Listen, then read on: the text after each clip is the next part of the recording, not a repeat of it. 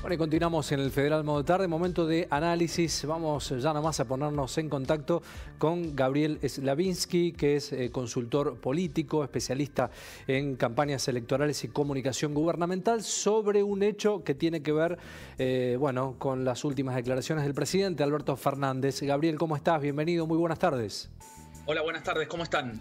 Bueno, un gusto, un placer tenerte nuevamente con nosotros. Preguntarte lo primero, ¿no? ¿El gobierno comunica mal, Gabriel?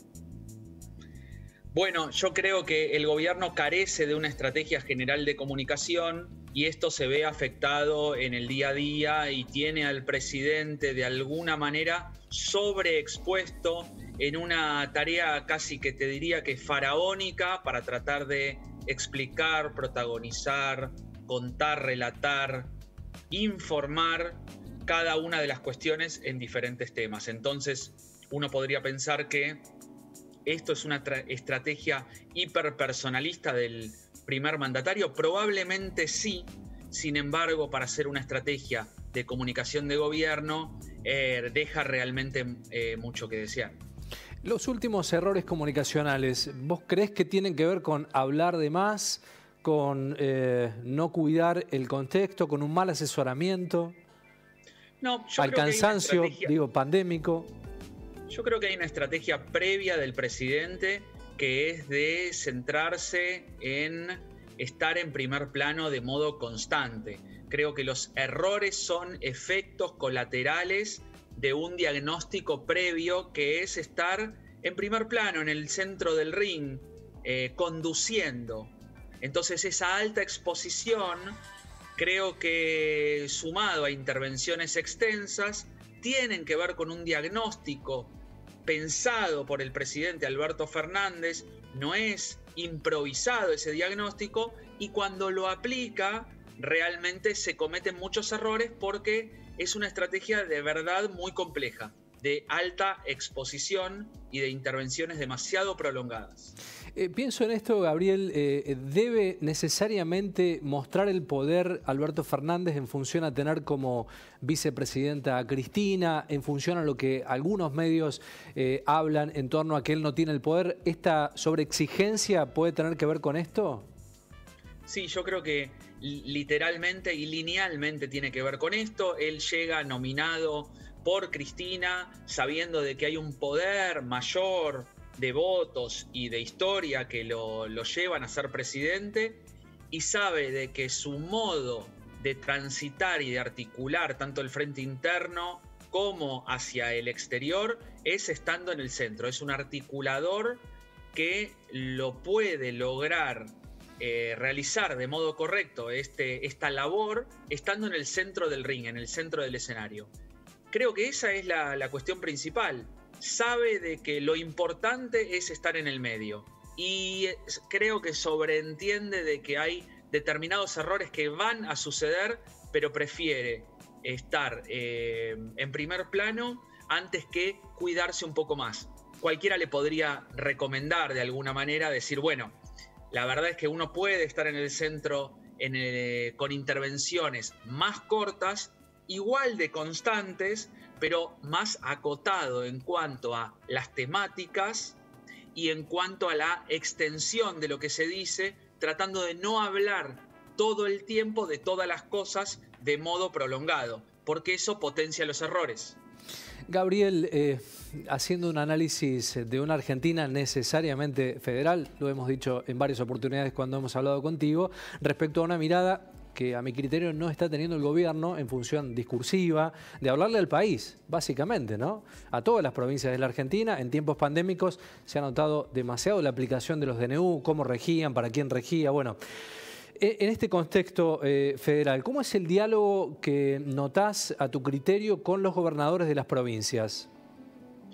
Bueno, yo creo que se pasó en dos circunstancias diferentes. El primer momento de la pandemia, donde fueron muy tenidos en cuenta, donde la federalización del país, la federalización de la cuestión sanitaria hizo de que se logre cierto consenso político. Ya vemos allá marzo, abril, mayo, las famosas conferencias de prensa en donde se incluían gobernadores de modo presencial, se los recibía en Casa Rosada e incluso de modo virtual.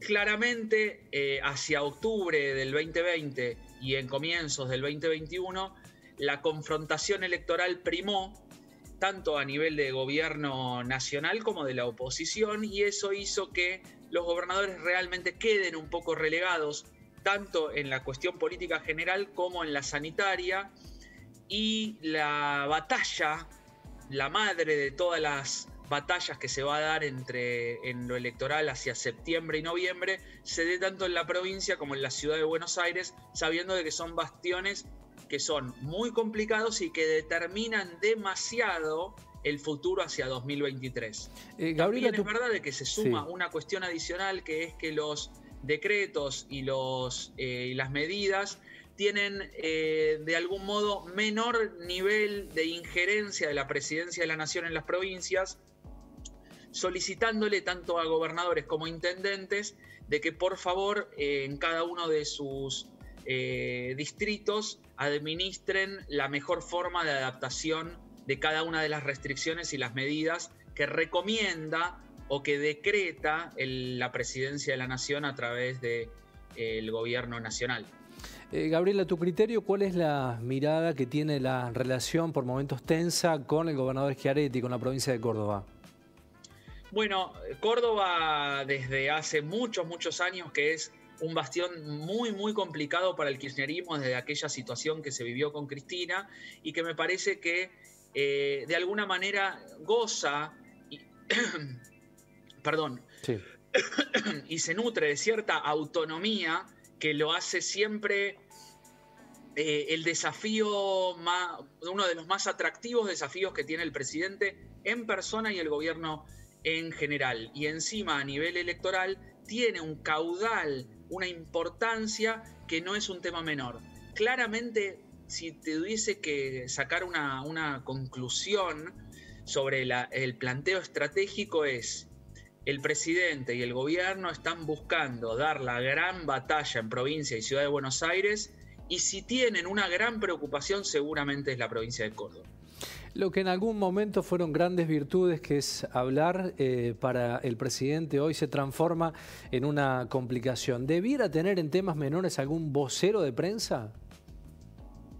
Bueno, yo creo que la descripción es correcta, de que las virtudes de ayer son los riesgos del hoy, pero no estoy seguro de que una persona de prensa sea la que solucione esta situación, porque hay una estrategia inicial, un diagnóstico del presidente en donde necesita ocupar el centro de la escena, conducir la pandemia, que las decisiones y las acciones y los discursos pasen por él antes que por voceros o por posibles o ministros que puedan de alguna manera opacar su vocería en la comunicación de las cosas que suceden. Entonces el diagnóstico es: yo estoy en el medio, yo comunico, ayúdenme, sean un apoyo, pero de ninguna manera intervengan en los temas prioritarios, porque de eso me ocupo yo. Porque te puedo dar dos ejemplos muy claros. Sí.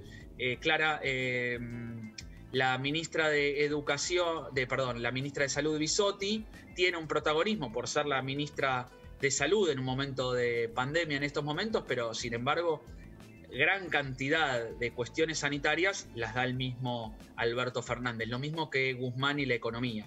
Me parece que el presidente sabe que tiene que estar en el centro, es su forma de conducir. Cuando no puede hacerlo y aparece la figura de la expresidenta como hoy mismo, sabe de que y concibe que esa es la forma de liderar y de articular tanto el frente interno como de gobernar el país. Gabriel, por otro lado, los grandes líderes de países del mundo han sufrido en etapa pandémica hasta pérdida de elecciones. Se me viene Trump a la cabeza en este momento. Hablando con algún puntito a favor, todo este contexto, a 60 días de haber asumido, debe haber traccionado en una estrategia de campaña política que modificó rotundamente. Bueno, yo creo que la estrategia 2020 fue cuarentena restrictiva con la esperanza de que eso arroje resultados positivos. La del 2021 es la vacunación.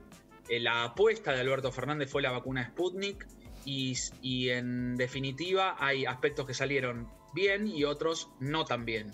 Yo creo que el proceso en marcha y el progreso de la vacunación, y con encuestas en mano de muchas de las provincias de la Argentina, no solamente de Ciudad de Buenos Aires, hay cierta aprobación de ese proceso, y eso es relevante decirlo, de que las elecciones en el 2021 van a ser desafíos provinciales, en donde no menos de 18 de las provincias están en manos de gobernadores que adhieren al gobierno nacional. Entonces, creo que en ese aspecto hay que tener muy en cuenta el camino hacia septiembre y noviembre, porque si ponemos en primer plano los aspectos de la vacunación, y creo que ahí hay un importante error estratégico de la oposición de concentrarse demasiado en una fortaleza estratégica del gobierno nacional, que tiene que ver con un proceso en marcha de vacunación que particularmente a nivel nacional es concebido y percibido como exitoso.